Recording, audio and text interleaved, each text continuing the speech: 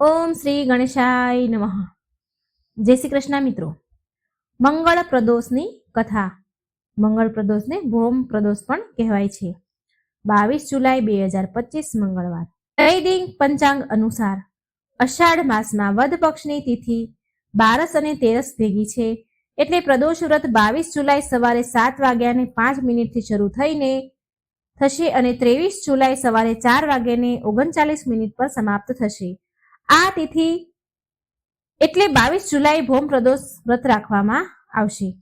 આ દિવસે પૂજા કરવાનું શુભ મુહૂર્ત સાંજે 7:18 થી લઈને 9:22 સુધી રહેશે. આ સમય દરમિયાન ભક્ત મહાદેવની પૂજા અર્ચના કરી શકે છે. પ્રદોષનું વ્રત અને મહાત્મય. હિન્દુ માન્યતા અનુસાર પ્રદોષનું વ્રત ખૂબ જ શુભ અને શિવજીના આશીર્વાદ આપનાર છે. પ્રદોષ એ દરેક મહિનાની સુદ અને વદ તેરસ તિથિના સાંજના સમયને કહેવામાં આવે છે. એવી એક માન્યતા છે કે પ્રદોષ કાળના સમયે દેવાધિદેવ મહાદેવ કૈલાસ પર્વત પર રજત ભવનમાં નૃત્ય કરે છે અને બધા દેવો તેમના ગુણોની પ્રશંસા કરે છે. જે માનવને પોતાનું કલ્યાણ કરવું છે તે આ પ્રદોષનું વ્રત કરીને ઉપવાસ કરી પુણ્ય કમાય છે.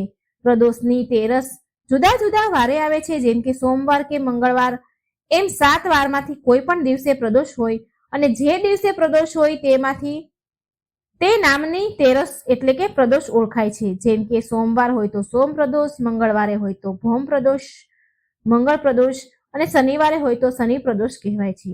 પ્રદોષ વ્રતની વિધિ આ મુજબ છે. આ વ્રત કરનારે નિર્જળા ઉપવાસ કરવાનો હોય છે. વહેલી સવારે સ્નાન કરી ભગવાન શિવની પૂજા કરવાની હોય છે. શિવજીને બીલીપત્ર, ગંગાજળ, ચોખા સાંજે અર્પણ કરવાના હોય છે. બીલીપત્ર, ગંગાજળ, ચોખા અર્પણ કરી ધૂપ દીપ સહિત પૂજા કરવાની હોય છે. સાંજે ફરી સ્નાન કરીને આવી જ રીતે શિવજીની પૂજા અર્ચના કરવી. આખો દિવસ ઓમ નમઃ શિવાયના જાપ કરવા. અલગ અલગ દિવસ પ્રમાણે પ્રદોષનું વ્રત ફળ અલગ અલગ પ્રાપ્ત થાય છે. રવિવારે આવતું પ્રદોષ વ્રત આયુષ્ય વધારનારું છે. સ્વાસ્થ્ય અને માનસિક શાંતિ પ્રાપ્ત કરવા માટે રવિ પ્રદોષનું વ્રત કરવું. સોમવારના દિવસે આ વ્રત કરવાથી આરોગ્ય મળે છે. મંગળવારના દિવસે પ્રદોષનું વ્રત કરવાથી મૃત્યુ સમાન મુશ્કેલીઓ દૂર થાય છે. બુધવારનું વ્રત બુદ્ધિ અને જ્ઞાનની વૃદ્ધિ કરાવવાનું છે. આર્થિક મુશ્કેલીઓ દૂર થાય છે. ગુરુવારના પ્રદોષનું વ્રત શત્રુથી મુક્તિ અપાવે છે. સમાજમાં માન સન્માન પ્રાપ્ત થાય છે.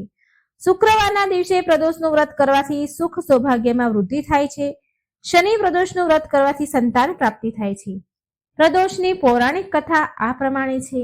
ગંગા નદીના કિનારે સૂતજીને સનકાદિક ઋષિઓએ જ્યારે પ્રશ્ન કર્યો કે કલિકાળ એટલે કે કલિયુગમાં કયું વ્રત કરવાથી મનુષ્યને શાંતિ અને સુખ મળશે, ત્યારે સૂત પુરાણીએ કહ્યું કે કળિયુગમાં જ્યારે કોઈ માણસ ધર્મના આચરણથી દૂર થઈને અધર્મના માર્ગે આગળ વધશે, સર્વત્ર અન્યાય અને અવિચારી ઘટના બનશે, મનુષ્ય જ્યારે તેના ફરજથી વિચલિત થઈને નીચ કર્મમાં વ્યસ્ત રહેશે, ત્યારે તેને સત્માર્ગએ વાળવા માટે પ્રદોષનું વ્રત ઉપયોગી થશે. આવા સમયે આ વ્રત અને ઉપવાસ કરવાથી શિવજીની કૃપા બને છે, શિવજીની કૃપાના લાયક બનશે. મનુષ્ય નીચ ગતિથી મુક્ત થઈ ઉદ્ધવ ગતિને પ્રાપ્ત થશે. ત્યારબાદ સૂતજીએ દરેક વાર પ્રમાણે પ્રદોષનો પ્રભાવ બતાવ્યો અને તેના ફળ જણાવ્યા. સૂતજીએ કહ્યું કે હે ઋષિઓ, આ વ્રતનું મહત્વ સૌથી પહેલા શિવજીએ માતા પાર્વતીને જણાવ્યું હતું અને આ વ્રત ચંદ્રએ પણ કર્યું હતું જ્યારે તેમને ક્ષય રોગ લાગુ પડ્યો હતો. ચંદ્રએ દક્ષ પ્રજાપતિની 27 કન્યાઓ સાથે લગ્ન કર્યા હતા, પરંતુ ચંદ્ર રોહિણી પ્રત્યે વધારે પ્રેમ ભાવ રાખતા હતા અને અન્ય પત્નીથી દૂર અને ઉદાસ રહેતા હતા. આથી બીજી પુત્રીઓએ દક્ષ રાજાને આ વાતની ફરિયાદ કરી.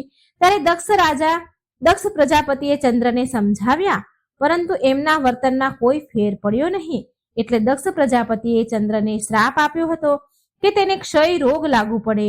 ત્યારે ક્ષય રોગથી પીડાતા ચંદ્રને નારદજીએ શિવજીની ઉપાસના કરવાનું કહ્યું અને પ્રદોષ વ્રત કરવા માટે કહ્યું. ત્યારબાદ ચંદ્રએ પ્રદોષ વ્રત કરીને શિવજીના આશીષ મેળવ્યા અને ક્ષય રોગથી મુક્ત થયા. આમ પ્રદોષનું વ્રત કરવાથી શિવજીની કૃપા બની રહે છે અને મનુષ્યનું કલ્યાણ થાય છે. તો મિત્રો, આજે હવે આપણે સાંભળીએ મંગળ પ્રદોષની કથા અને આને ભૌમ પ્રદોષ પણ કહેવાય છે. આ દિવસે શિવ પાર્વતીની પૂજાનું વિશેષ વિધાન છે. આ વ્રત વ્યાધિઓનું નાશક છે. શાસ્ત્રો અનુસાર ભૌમ પ્રદોષ વ્રત કરવું તથા કથા વાંચવી, સાંભળવી અને બહુ કલ્યાણકારી માનવામાં આવે છે. આનાથી ભોળાનાથ સરળતાથી પ્રસન્ન થઈ જાય છે. આ વ્રતના પ્રભાવથી ભક્તોના સ્વાસ્થ્ય સંબંધિત સમસ્યાઓ દૂર થાય છે તથા જીવનમાં સુખ સમૃદ્ધિ આવે છે અને સાથે માતા પાર્વતી, હનુમાનજીની પણ વિશેષ કૃપા પ્રાપ્ત થાય છે. કર્જથી બહુ જલ્દી મુક્તિ મળી જાય છે તથા જે ભક્તોની કુંડળીમાં માંગલિક દોષ છે તો તેને આ વ્રતના પ્રભાવથી માંગલિક દોષ પણ દૂર થાય છે. તો ભક્તો, શિવજીને નમન કરતા આપણે સાંભળીએ કથા. પૌરાણિક કથા અનુસાર શ્રી સૂતજીના સમસ્ત ઉપસ્થિત બધા ઋષિઓએ તેમને પ્રશ્ન કર્યો કે કળિયુગમાં એવું કયું વ્રત છે જેને કરવાથી સ્વાસ્થ્ય સારું રહે અને જીવનમાં સુખ સમૃદ્ધિ આવે? વચન સાંભળીને સૂતજી બોલ્યા કે હવે હું તમને મંગળ પ્રદોષ તથા એની કથા અને વિધિ વિધાનથી જેમ કરવાની હોય એ બધું તમને કહું છું. તમે સાંભળો. કથા અને વિધિ વિધાન કહું છું. મંગળવારનો દિવસ વ્યાધિનો નાશક છે. આ દિવસે જે વ્રત કરવા માંગતા હોય તેને ઘઉં અને ગોળનું ભોજન કરવું જોઈએ. ભગવાનની મૂર્તિ પર લાલ રંગનું ફૂલ ચડાવવું અને સ્વયંએ લાલ રંગના વસ્ત્ર ધારણ કરવા જોઈએ. આ વ્રત કરવાથી મનુષ્યના બધા પાપ અને રોગથી એ મુક્ત થઈ જાય છે. આમાં કોઈ શંકા નથી. હવે હું તમને મંગળ પ્રદોષની વ્રત કથા સંભળાવું છું. જેણે પણ આ વ્રત કર્યું છે એને મોક્ષ પ્રાપ્ત થાય છે. આ અત્યંત પ્રાચીન સમયની ઘટના છે. એક નગરમાં એક બહુ જ વૃદ્ધ ડોશીમાં રહેતા હતા. તેના પુત્રનું નામ હતું ભોલો. ભોલાને શિવજી પર બહુ શ્રદ્ધા હતી. એ દરેક મંગળવારે હનુમાનજીનું વ્રત રાખે અને શક્તિ પ્રમાણે ભોગ ધરાવે. આના સિવાય તે મંગળવારે ના તો ઘરમાં લીપણ કરે, એ ડોશીમાં ઘરમાં ના લીપણ કરે અને ના માટી ખોદે. આવી રીતે વ્રત રાખતા ઘણા દિવસ વિતાવ્યા. ઘણા દિવસ સુધી વ્રત કર્યું. આમ એક દિવસની વાત છે. એ દિવસે મંગળ પ્રદોષનું વ્રત પણ હતું એ ડોશીમાને. એટલે એ દિવસે વૃદ્ધ માજીએ વિધિ વિધાનથી હનુમાનજીની પૂજા કરી અને શિવજી ભોળાનાથને જળ અર્પણ કર્યું. એ દિવસે તેને વ્રત પણ રાખ્યું હતું. તો એ દિવસે હનુમાનજીએ વિચાર્યું કે ચાલો આજે તો મંગળ પ્રદોષ વ્રત છે, તો આ દિવસે ડોશીમાની પરીક્ષા લઉં. હનુમાનજી સાધુનો વેશ ધારણ કરી તેના ઘરે આવી ગયા અને બોલ્યા કે કોઈ છે હનુમાનજીનો ભક્ત જે મારી ઈચ્છા પૂરી કરે? ડોશીમાએ અવાજ સાંભળ્યો અને બહાર આવીને પૂછ્યું, મહારાજ, શું આજ્ઞા છે? કહો. સાધુ વેશ ધારી હનુમાનજી કહે છે કે હું બહુ ભૂખ્યો છું. ભોજન કરીશ હું અહીંયા ભોજન કરીશ. મને થોડી એવી જગ્યા લીપી દો, પછી હું ભોજન પકાવીને જાતે જ ખાઈશ. મારો નિયમ છે કે હું કોઈના ઘરે તેના દ્વારા બનાવેલ ભોજન નથી ખાતો. મારી જાતે બનાવીને જ ખાઉં છું. આ સાંભળી ડોશીમાં દુવિધામાં પડી ગયા અને અંતમાં હાથ જોડીને પ્રાર્થના કરી, હે મહારાજ, તમે લીપવાનું અને માટી ખોદવા સિવાય તમે જે કહેશો એ હું કરીશ. મંગળવાર પ્રદોષ વ્રત કથા અનુસાર સાધુએ 3 વાર સંકલ્પ કરાવ્યો. ત્યારબાદ કહ્યું કે તમે તમારા દીકરાને બોલાવો, હું તેને ઊંધો સુવડાવીશ અને તેના ઉપર આગ પ્રગટાવીને ભોજન બનાવીશ. વૃદ્ધ માજી આ સાંભળીને તો ઘણા દુઃખી થયા, પણ એ વચનબદ્ધ હતા, વચન હારી ગયા હતા. એને તો સાધુ મહારાજને વચન આપી દીધું હતું. હવે શું થાય? તેને તેના પુત્ર ભોલાને બૂમ પાડી. માનો અવાજ સાંભળીને ભોલો આવ્યો અને ડોશી માએ તેના દીકરાને સાધુ મહારાજના હાથમાં સોંપી દીધો. પણ સાધુ આમ તો કઈ માનવાના થોડી હતા, એ તો પરીક્ષા જ લેવા આવ્યા હતા. હનુમાનજી ડોશી માના હાથે ભોલાને ઊંધો સુડાવ્યો. એ સાધુએ પાછા ડોશીમાના હાથે જ ભોલાને ઊંધો સુડાવ્યો અને તેના પીઠ ઉપર અગ્નિ પ્રગટાવડાવી. આગ પ્રગટાવી ડોશીમા દુઃખી મનથી તેના અંદર ઘરમાં ચાલ્યા ગયા.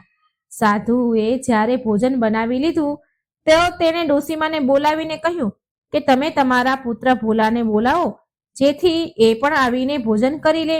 આ સાંભળીને ડોશીમાની આંખમાં તો બહુ આંસુ આવી ગયા, રડવા લાગ્યા. તેણે કહ્યું, મહારાજ, આ કેવી વિડંબના છે! તમે તો એની પીઠ ઉપર અગ્નિ પ્રગટાવીને ભોજન બનાવ્યું છે.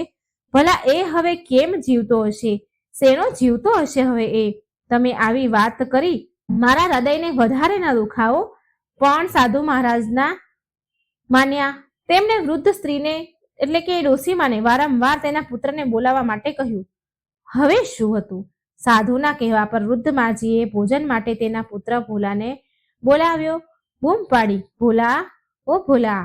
એટલે જેવા માજી ભોલાને બોલાવે છે કે એવો જ ભોલો બહારથી હસતો હસતો ઘરમાં દોડી આવ્યો.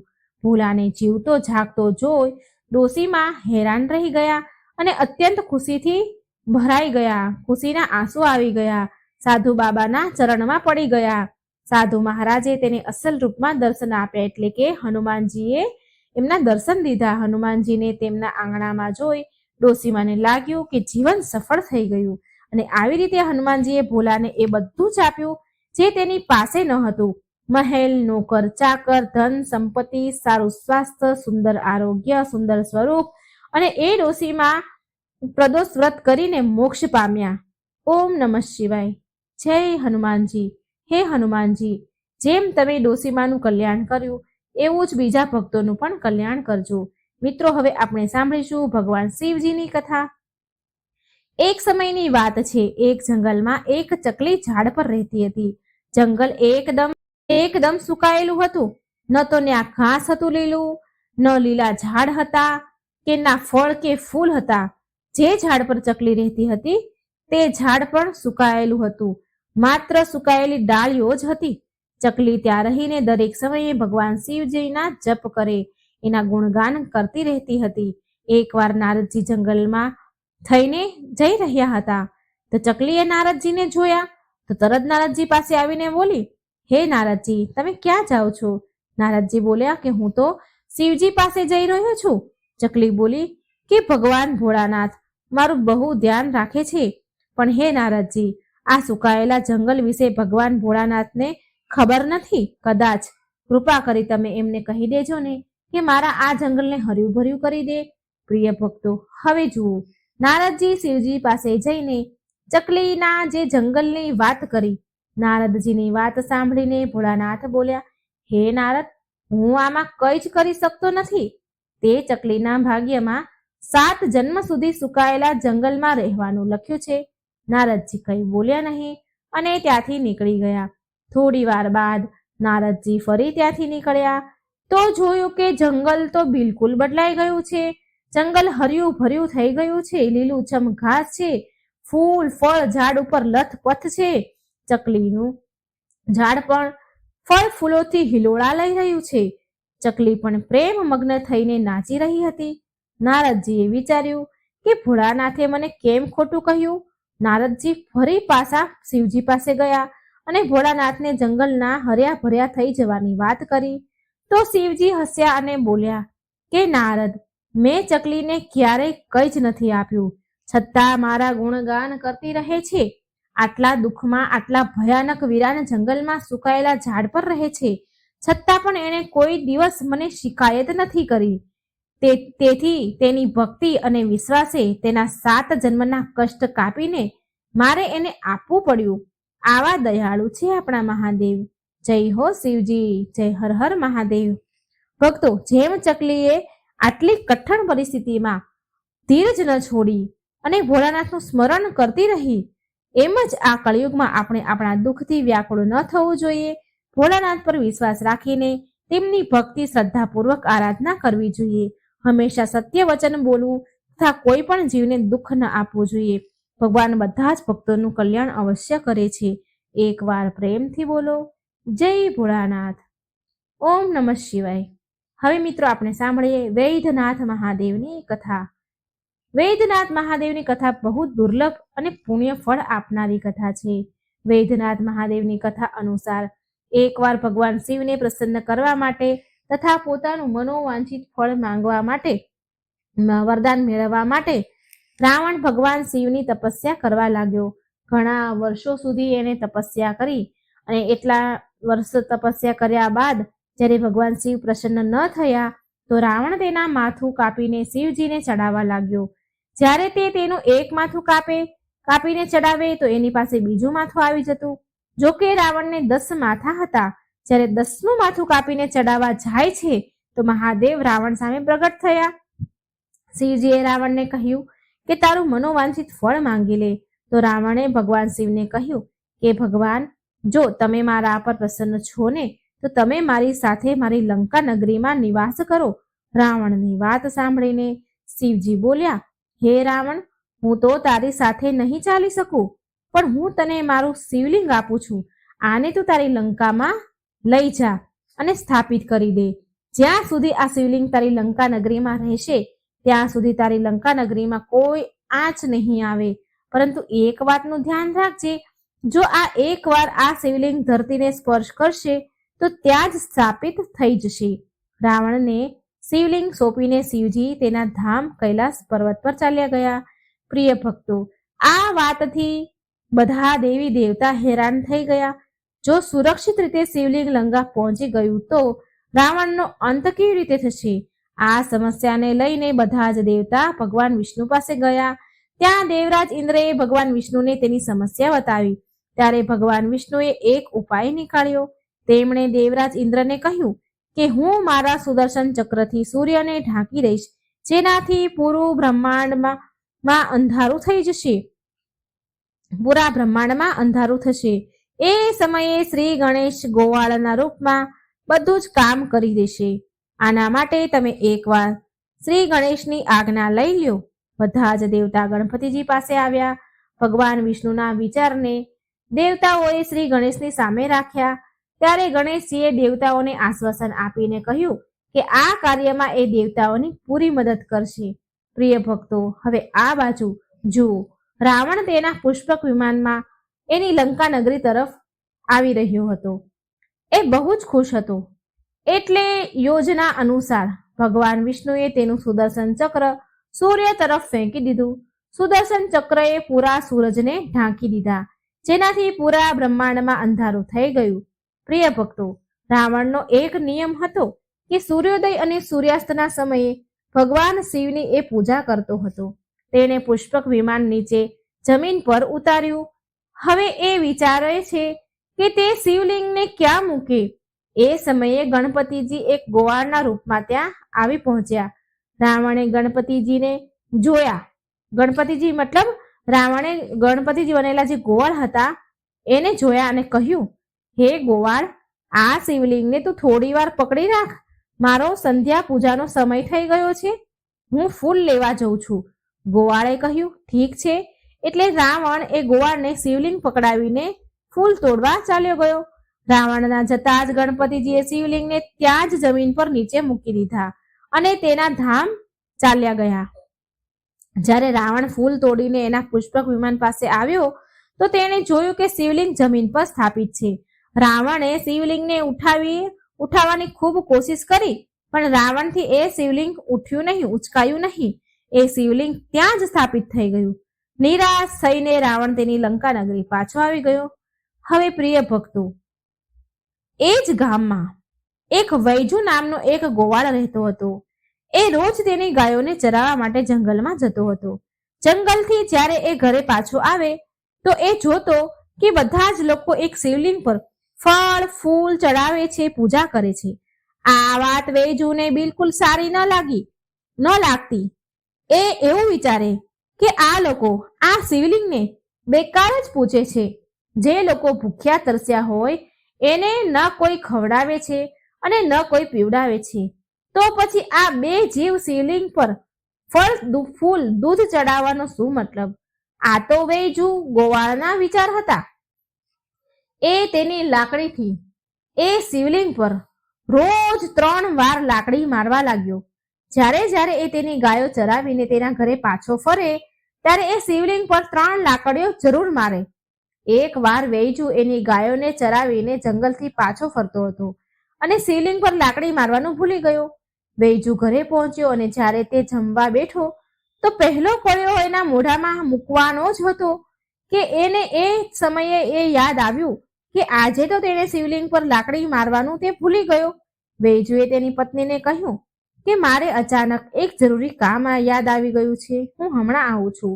તેણે તેની લાકડી લીધી અને જંગલ તરફ ચાલ્યો ગયો. જેવો એ લાકડીથી શિવલિંગ પર જંગલમાં ગયો અને શિવલિંગ પર પ્રહાર કરવા લાગ્યો તો શિવજી સ્વયં પ્રગટ થયા. શિવજીને જોઈને વૈજુ હાથ જોડીને ભગવાનના ચરણોમાં પડી ગયો. ભગવાન શિવે કહ્યું કે હે વૈજુ, હું તારી સેવા ભાવનાથી બહુ ખુશ છું. તું મારો સાચો ભક્ત છે. વૈજુ બોલ્યો, હે પ્રભુ, મેં તો રોજ તમને લાકડીઓ મારી છે, મેં ક્યાં તમારી કોઈ સેવા પૂજા કરી છે? ભગવાન ભોળાનાથ બોલ્યા કે તે મારા માટે તારા અન્નનો ત્યાગ કરી દીધો, માટે તું મને પ્રિય છે. હું તને વરદાન આપું છું કે આજથી મારું નામ તારા નામ સાથે જોડાઈ જશે.